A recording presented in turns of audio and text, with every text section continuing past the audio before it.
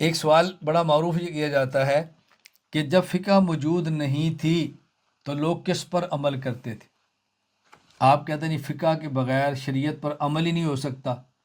تو جب امام حنیفہ نہیں تھے، امام مالک نہیں تھے، امام شافعی نہیں تھے، امام احمد نہیں تھے رحمہم اللہ، جب یہ چاروں فقہ نہیں تھی، تقلید نہیں تھی، تو لوگ کس فقہ پہ کیسے عمل کرتے تھے؟ تو جب وہ عمل فقہ کے بغیر کر سکتے تھے تو آج فقہ کے بغیر عمل کیوں نہیں ہو سکتا؟ دیکھیں آپ انہی بندوں سے پوچھے، بھائی رسول اکرم صلی اللہ علیہ وسلم پر قرآن کریم نازل ہوا، مختلف صحابہ کرام کے بعد تھوڑا تھوڑا لکھا ہوا تھا، مختلف صحابہ کرام پاس، کچھ صحابہ کرام رضی اللہ تعالیٰ عنہ مجمعین قرآن کریم کے حافظ بھی تھے۔ اس وقت قرآن کریم اس طرح لکھا ہوا نہیں تھا جس طرح آج مصحف میں ہے۔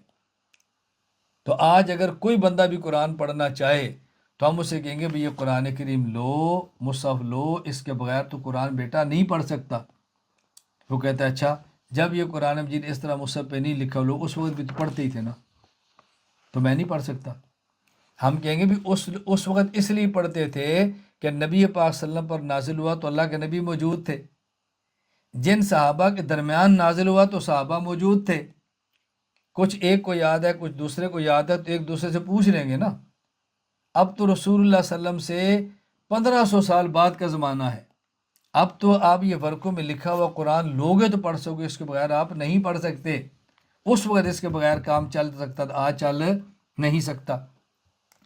کوئی بندہ کہ جی مجھے آپ کہتے ہیں حدیث پر عمل کرنا ہے تو حدیث کی فلاں کتاب لے لے، تو یہ کتابیں تو بہت بعد لکھی گئی، جب یہ کتابیں لکھی ہوئی نہیں تھی تو لوگ تب بھی تو حدیثوں پر عمل کرتے تھے، وہ کیسے کر لیتے تھے؟ تو جب یہ حدیثوں کی کتابیں نہیں تھی لوگ عمل کرتے تھے تو آج کیوں نہیں ہو سکتا؟ ہم کہتے ہیں بھی وہ دور کون سا تھا؟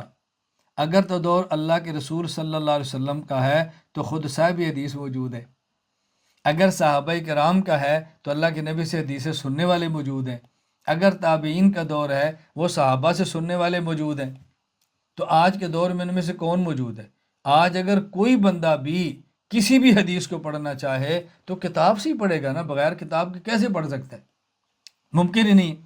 اسی طرح جب وہ دور تھا کہ اللہ کے نبی صلی اللہ علیہ وسلم موجود ہیں تو کسی نے مسئلہ پوچھنا تو اللہ کے نبی سے پوچھ لے، رسول اکرم صلی اللہ علیہ وسلم جہاں نہیں ہے تو ان کے شاگرد صحابہ سے پوچھ لے، جہاں وہ نہیں ہے تو ان کے شاگرد تابعین سے پوچھ لے۔ اچھا، اس کے بعد جب علم کتابوں میں آنا شروع ہو گیا اور نبی پاک صلی اللہ علیہ وسلم اور ان کے بعد کے دو دنیا لوگ جانا شروع ہو گئے، تو پھر جس طرح قرآن کریم مصحف میں لکھ دیا گیا، حدیث کی کتابیں لکھ دی گئیں، اسی طرح مسائل کو قرآن حدیث سے نکال کر فقہ کی کتابوں میں لکھ دیا گیا۔ اب اس کے بغیر عمل کرنا ممکن ہی نہیں ہے۔ یعنی ایک بندہ اگر قرآن کا حافظ ہے، قرآن کا عالم ہے، تو عالم بنا تو کہاں سے بنا؟ لکھی ہوئی کتاب دے کر عالم بنا ہے۔ اگر کوئی محدث ہے تو لکھی ہوئی کتابیں دے کر محدث بنا ہے، شروع کو دیکھ کر پڑھا ہے، لغت کی کتابیں دیکھی اس نے پڑھی۔ تو جس نے نہیں پڑھی وہ کیا کرے گا؟ یا کتاب دیکھے گا یا ان سے پوچھے گا۔ اسی طرح جو فقہات تھے قرآن حدیث سے مسئلہ نکالتے، امت کو دے لیتے، اب ایک بندہ نکال بھی نہیں سکتا تو کیا کرے گا پھر؟ اس کے پاس ایک ہی حل ہے نا کہ جنہوں نے محنت کر کے نکال کے دے دیا ہے اس کو دے کر عمل کر لے۔ تو یہ اعتراض صرف فقہ پر تو نہیں ہے نا، یہ اعتراض تو قرآن پر بھی ہوگا، اعتراض حدیث پر بھی ہوگا۔ اس لیے بات اچھی طرح ذہن نشین فرما لیں، الجھ اندر کے مبتلا نہیں رہنا۔ اللہ تعالی ہمیں عمل کرنے کی توفیق عطا فرمائے۔ اچھا، بہت سارے لوگوں کا ایک سوال یہ ہے کہ کتب فقہ میں مسائل موجود ہیں اور ساتھ دلیل نہیں ہوتی۔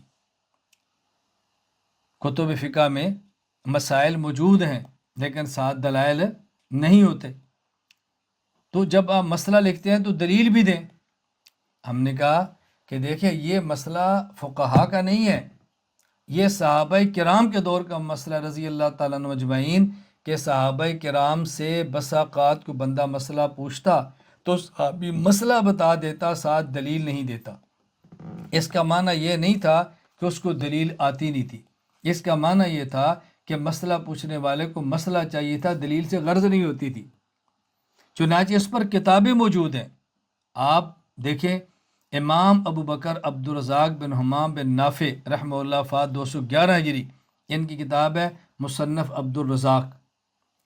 آپ دیکھیں امام ابو بکر عبداللہ بن محمد بن ابی شیبہ ابراہیم، وفات 335 ہجری، کتاب مصنف ابن ابی شیبہ۔ آپ دیکھیں امام ابو جعفر محمد بن جریر الطبری رحمہ اللہ، وفات 310 ہجری، تہذیب الآثار۔ میں یہ عرض کر رہا ہوں کہ کتنی کتب ایسی موجود ہیں۔ یہ ضروری نہیں ہے کہ ایک کتاب ہو تو ساتھ مسئلہ بھی ہو۔ فقہ کرام نے دو کام کیے ہیں، بعض ایسی کتابیں لکھی ہیں جہاں مسئلہ ساتھ دلیل بھی ہے، اور بعض ایسی کتابیں لکھی ہیں جہاں مسئلہ ساتھ دلیل موجود نہیں۔ ہمارے مختصر القدوری ہے، مسئلہ لکھا ہے، دلیل موجود نہیں ہے۔ الہدایہ کھول کے دیکھیں 4 جلدوں میں، وہاں مسئلہ بھی ہے، ساتھ دلیل بھی ہے۔ اللہ ہمیں بات سمجھنے کی توفیق عطا فرمائے۔ حکیم الامت مولانا اشرف علی تھانوی رحمہ اللہ تعالیٰ نے دو کام کیے، بہشتی زیور جہاں مسئلہ ہے دلائل نہیں ہے، اور اعلاء السنن 21 جلدوں میں جہاں مسئلہ ہے ساتھ دلائل ہیں۔ بہشتی زیور مسئلہ ہے ساتھ دلائل نہیں ہے۔ احکام القرآن 10 جلدوں میں مسئلہ ہے ساتھ دلائل ہیں۔ تو ہمارے فقہاء نے دونوں کام کیے، ایسا نہیں ہے۔ یہ جھوٹ بولا جاتا ہے کہ نہیں دیکھیں نے مسئلے لکھے ہیں اور ساتھ دلیل نہیں دیتے، اور کتاب دکھا دیں گے دیکھیں کتاب موجود ہے اس میں دلیل نہیں ہے۔ دیانت کا تقاضا یہ ہے کہ وہ کتابیں کھول کر دکھائی جائیں کہ جن میں مسئلہ بھی ہے اور ساتھ دلیل بھی ہے، اور جن میں مسئلہ اور ساتھ دلیل نہیں۔ یوں کہنا چاہیے بھائی فقہاء نے اور علماء نے امت پر احسان یہ کیا ہے کہ جن کے پاس وقت کم ہے ان کو وہ کتابیں لکھ کے دی ہیں کہ جہاں مسئلہ ساتھ دلائل نہیں، اور جن کے پاس وقت زیادہ ہے ان کو وہ کتابیں جہاں پر مسئلہ ساتھ دلائل بھی ہیں۔ یہ بالکل ایسے ہی ہے کہ جس طرح قرآن کریم آپ دیکھیں گے تو ایک قرآن وہ ہوگا کہ جس میں ترجمہ نہیں ہوگا، اور ایک قرآن وہ ہوگا جس میں قرآن کے الفاظ ترجمہ ہوگا لیکن تفسیر نہیں ہوگی، اور ایک قرآن ہوگا جس میں لفظ بھی ہوں گے، ترجمہ ہوگا، تفسیر بھی ہوگی۔ اچھا، پھر ایک وہ ہوگا کہ جس میں تفسیر مختصر ہوگی، اور ایک وہ جس میں تفسیر بہت زیادہ ہوگی۔ آپ آئیں اٹھائیں دیکھیں، خود ہمارے کعب علماء دیوبند کے پاس آپ دیکھ لیں، ایک قرآن کریم ہے، کیا نام ہے جی، موضع القرآن، ترجمہ ہے اور ہلکی ہلکی شرح۔ اس کے بعد کیا ہے، تفسیر عثمانی، قرآن کریم ہے، ترجمہ ہے اور تفسیر ہے۔ اس کے بعد کیا ہے، بیان القرآن۔ اس کے بعد کیا ہے، معرف القرآن۔ قرآن کریم ہی ترتیب ہے۔ اسی طرح بعض آپ کو حدیث کی کتابیں ملیں گی جس میں صرف حدیث پاک کے الفاظ ہیں، بعض ملے گی جس میں حدیث پاک کے الفاظ بھی ہیں اور ساتھ ترجمہ بھی ہے، بعض ملے گی جس میں حدیث پاک کے الفاظ بھی ہے اور ساتھ ترجمہ کچھ شرح بھی ہے، اور بعض ملے گی جس میں بہت زیادہ شرح ہے۔ تو فقہاء نے تو ہر قسم کے کام کیے ہیں۔ مفسرین نے ترجمہ بھی کیا ہے، تشریح بھی، محدثین نے ترجمہ بھی کیا اور حدیث کی تشریح بھی، اسی طرح فقہاء نے مسائل بھی لکھے ہیں ساتھ دلائل بھی، لیکن کتب دو قسم کی لکھی۔ اللہ ہمیں بات سمجھنے کی توفیق عطا فرمائے۔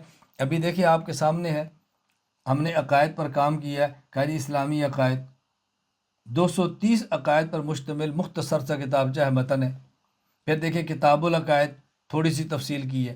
اس کے بعد آپ اٹھائیں شرح عقیدہ حسنہ، شرح عقیدہ نصفیہ، شرح عقیدہ طحاویہ، شرح فقہ اکبر، ہم نے ساتھ عقائد کے تفصیلی دلائل بھی دیے۔ اچھا، اس کے بعد پھر دیکھیں ایک ایک فائل، توحید باری تعالیٰ، عصمت نبوت، مقام صحابہ اور توسل، ایک ایک پر تفصیل سے ہم نے دلائل دے دی ہیں۔